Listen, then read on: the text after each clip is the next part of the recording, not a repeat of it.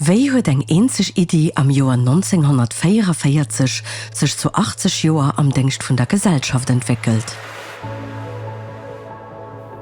Op Krchtag 1944 huet Grousherzogin Charlotte an ihrem Londoner Exil d'Œuvre Nationale de Secours gegrünnt, fir den Affer vum Zweite Weltkrich zu Lützeburg ze hëllefen. Kurz donno goufe landesweiten Opruf lancéiert, bei dem jidere gefrot gouf, en Deel vu segem Salär ze spenden. Das Resultat war beandruckend. 4,6 Millionen Franken komme so zu summen.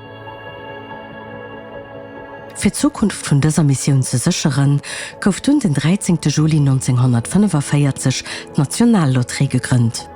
Nach am selbesten Jahr gouf den ersten Tirage. Und seitdem fließen 100% vom Erlös von den Spielern von der Lotterie und Dörfer, die damit den vulnerabelsten hilft, und Projekte auf 5 Bereiche finanziert.